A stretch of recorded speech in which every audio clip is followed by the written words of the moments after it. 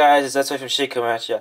So today I have a deck profile, and yes, today I finally am making the deck profile for you guys. So for starters, I run on my starter is Red Pulse Draco Kid. It's a grade 3 searcher. It's pretty much the one you want because you want to look for the cross, or you want to search for the grade because you don't want to ride Dode in this deck. Dode is not very good right now to ride. So yeah. So that's the starter. So for grade 3s, we run 4 of the cross. If you guys don't know what the cross's effect is, the cross's ability is to Legion with Dode. When this unit legions, you search your deck for up to 1 card with the same name as a unit on your Vanguard. Reveal to your opponent. Put into your hand and shuffle your deck, so it means you can search for the cross or Dode.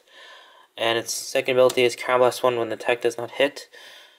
You can discard a copy of the Dragonic overlord the cross from your hand, and at the end of the battle, and then retire 2 of your opponent's units. So again, it does not work on the resist, but there's other ways to get past that, so I'll explain later. And then 3 Dode. You don't want to run 4 because you don't want to end up riding him. 3 is enough because you can recycle him. You can Soul Blast him if you need to re-Legion. You're not going to really go re-standing with Dode all the time, so you just need 3 Dode. If you guys don't know his effect is continuous. If you have a non-Kagero, Vanguard, or Vanguard, this unit loses 2,000 power. If you have a card named Dragonic Overlord in your soul, this unit gains plus 2,000, so cross ride.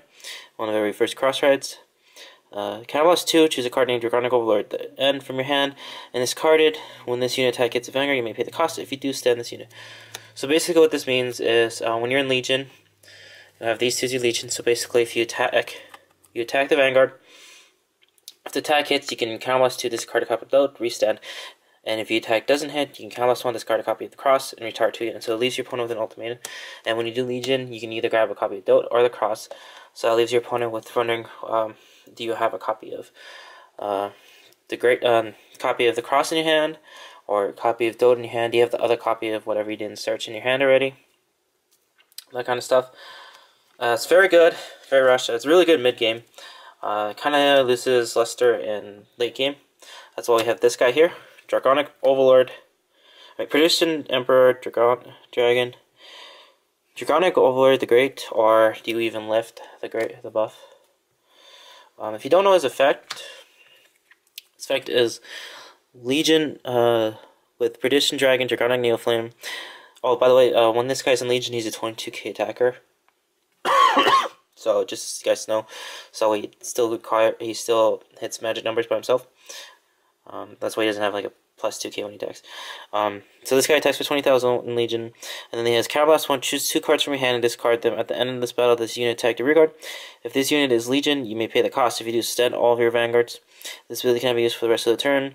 So basically, attack a rear guard, restand like the Overlord, the original Overlord did, but for cheaper. Choose one of your rear guards with the same card name as this unit.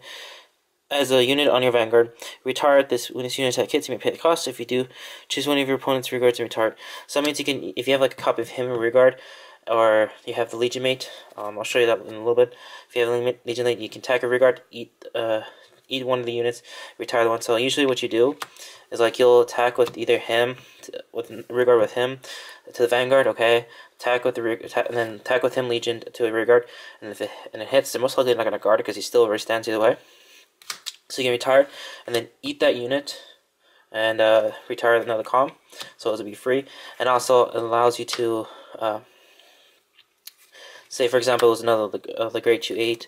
You can use burnout to retire another unit later, or if you're playing against mirror match, against Perdition or the grade, Perdition or the cross. You can eat that unit, so your opponent won't be able to try to attack that rear guard and restand off of it. So it's pretty good. And because in mirror match, pretty much you don't want to play rear guards, and you want to try and like whoever plays rear guards is trying to push first, and then you're going to go off on him because he played rear guards.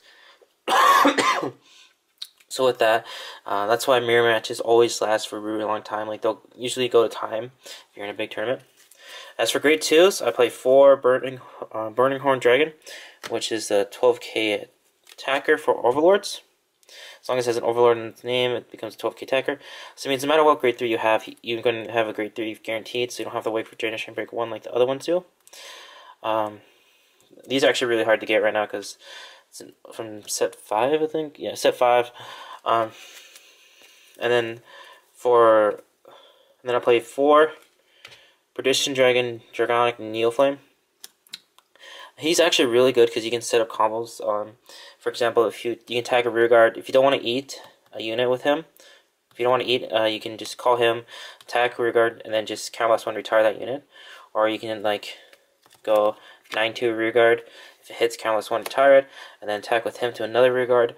And then if it hits, eat him. So that way you can get rid of your opponent's column. So it's really nice. He's really good because you can also combo him with burnout.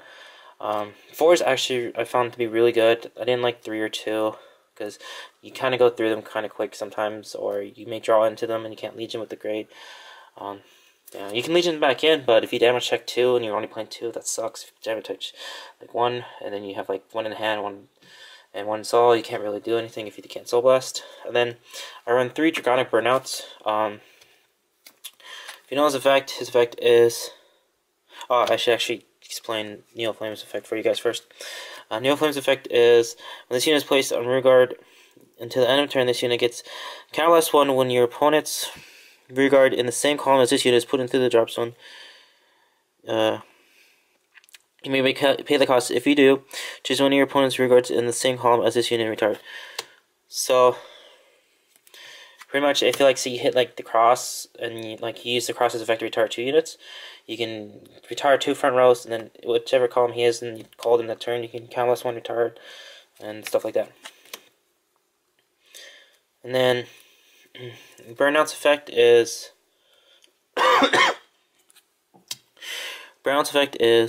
Soul Blast 1. When this unit is placed in rear guard, if you have a Kagero Vanguard, you may choose a card with overlord and its card name from your drop zone, put it into the bottom of your deck. If you have put it on the bottom of your deck. If you put a card on the bottom of your deck this way, you may pay the cost. If you do, choose one of your opponent's rear guards and retire. So that means if you have say you use the cross, or maybe you stride using one of these units, if you had the cross or Dote in the drop zone, you just call him, choose put one of these in the bottom of your deck, and then Soul Blast 1, and you can get a free retire. And something you could do is call him, retire, and then counter +1, retire another call. That's one combo too. He's kind of mid to late game. You don't usually get him off early. Maybe when you first try, because you can ditch one of those or something like that, but you don't really get him off early game. Mid to late is when you really start using him. So that's why I only play 3, and I can Legion him back in. So you do Legion a few times more than you would usually do with this deck, because you want to recycle your Overlords. Now, as for grade 1s, I run 3 Gojo. As for my grade 1s, I have mixed around with these. This is the thing that mostly went the most changes in my deck was. I do play 9 grade 3, so I'm playing 1 less grade 1. Alright, so 3 Gojos, just great first turn ride if you're going first. Ride him, ditch and draw, so you help. I usually try, don't worry about ditching triggers or stuff. You want to ditch and draw so you can try and get to your drop zone ready so you can start Legion quickly. 3 Wyvern, Calamity Tower Wyvern. Quick note. This is not OCG, this is TCG, okay? So that means that we do have the option to play up to 4 Calamity Towers, not 2. Because I know a lot of people say oh, you can only play 2. It's in TCG, it's not limited to 2. Only in OCG right now. It shouldn't really get limited here because what this card does is it helps you draw early game to set up your drop zone, and also when you re-Legion, you can Soul Blast your Dotes and the crosses. So that way you can recycle those. Just quick note: if you're playing against Narcomi and they're playing the Stride unit against you, try and wait to use these, or maybe get them into your deck real quickly by using Burnouts, or Legion them back in. I only play 3 Calamity Tower because you only really need 3. You can actually deal with 2 if it gets limited, so it's not too much. If it goes to 2, I would switch to either this, one more copy to this. If you it gets limited for some reason, I would switch one to this, or maybe one to another Lava Flow Dragon. Of course, Lava Flow's effect is the Stride Fodder unit. This is going to come a lot handy when the Ace comes out. I'll also explain what I'll switch for the A's probably, and what I've been playtesting online. So its effect is choose a grade 3 card from your hand, reveal it. When this unit is put in the rear guard from your hand, you may pay the cost. If you do, choose search your deck for up to one grade 3 card named Dragonic Blademaster, and its card name revealed to your opponent, put into your hand, shuffle your deck, and choose a card from your hand, discard it. I don't play Dragonic Blademaster, because he's just a stride break unit, and you don't really need him because you're not going to stride very much in this deck.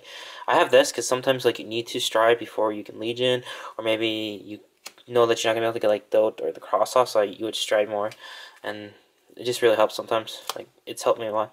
I used to have this used to be 1 Gojo and 2 of the Unflippers. I can't remember his name, but the Unflipper that when you retire a unit, put them into Soul Unflip 2. I had that. That was pretty good for a while. I had some good combos with it, but I found this to be a lot more better and consistent. Yeah, so I play the new Perfect Guards. Protect Orb Dragon. Protect Orb Dragon's the Unflipper from GBT01. He's pretty good. He's your main source really to unflip. And it's like you don't really have to worry about that too much because you just have to learn to manage your counterblast. It is counterblast heavy deck, so just watch what you're doing, and these will actually really help you late game. And then I run 7 crit. I had 8 crit originally, but I found that 5 draw was a lot better, so I'm running 7 crit, 5 draw. You can actually change this out for the Seal Dragon, the Seal Kagero Dragon draw trigger, that one that puts in the soul gains, give you a plus 3k. I just don't have one, and I can't really find one right now. And it doesn't really hurt the deck too much, it's fine. And of course, 4 heal triggers. So that's the main deck. Well, let me just get these picked up real quickly while I'm trying to shuffle at the same time.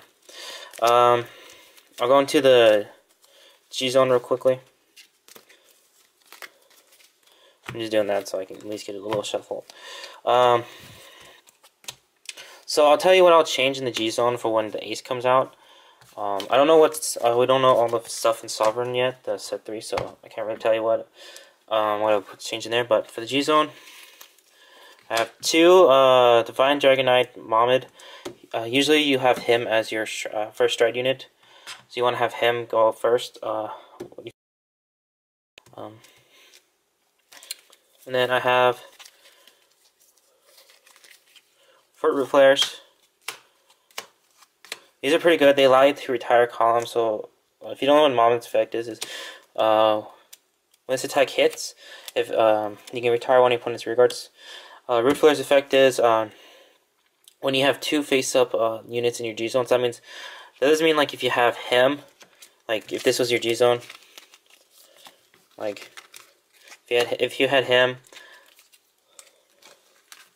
because I know a lot of people are still confused about this, but if you had him, this is your G-Zone over here. You use this effect to flip a copy up. That's not count. That's not that. That's Generation Break 2. That's not having 2 face up in your G-Zone. This is your G-Zone. This is not your G-Zone. This is your Vanguard. So you don't get the effect. So because I see a lot of people do that a lot, they don't understand that.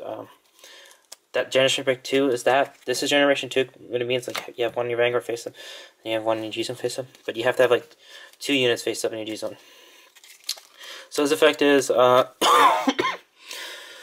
choose a face down card name, Flame Emperor, Dragon King, Root the Dragon from your G-Zone, and turn it face up. If the number of face up cards in G-Zone is 2 or more, choose one of your opponent's rear guards and retire all of your opponent's rear guards in the same column as that unit. This ability can never be used for the rest of the turn. So that means you can't like use it multiple times. But as for what this actually does, is pretty nice because say like your opponent had like a unit resist there, so you had one already face up, one unit already face up, so you would flip another copy up, you would choose the one that doesn't have resist, and then you would still retire that entire column. That's how you can get past resist, because I know some people say, no, resist makes still the cross not very good. As for my other G units, I play 1 Atmos and 1 Blizza. If you want, you can play 2 Atmos. I just like having a Blizza because late game, sometimes like I can't use like the cross or Dode or maybe the Great or something because I don't have the Great to ride or something like that. Or maybe I just don't have the cross in hand, or maybe I just can't stride into anything else. I'll stride into Blizza, flip a copy face up, and when you have all these face up, or like a few of them face up, it really does matter because if your opponent doesn't have a perfect card, they're probably going to get no guard. So it's really good. So that's my G-Zone. As for what I would change when the ace comes out, I may take out like him, or what I'm doing right now online is I took out 2 root flares for the ace, and that's working fine because that allows me to respond to the situation. So if I can't restand, I don't have to counterblast to it. I have 2 counterblasts. I can go root flare and retire a column, or so that's one way. Or if you want, you can take out like a Blizza, maybe 1 Mohammed. So that way you still can go into root flare twice and you have 1 Mohammed and 1 Atmos. But I would mostly suggest just take out 2 root flares and put in 2 the ace. The ace doesn't really need to be at 4. There's situations where you can use it twice. If you can, that's nice. But because you have to counterblast 2, and then you have to ditch a copy, you have to pay the cost of stride, counterblast 2, and then you have to ditch a card, and then ditch a copy of a card with Overlord in its name. I said 2 since all your grade 3s have Overlord, but just having to pay that cost twice is not always that effective because you don't have that much counterblast all the time because this is a counterblast heavy deck. As for any more changes, I'll probably put an update if I do update the deck. If there's more than changes than just putting the ace in. So this is we say now. Remember to like, comment, subscribe, and have a good day.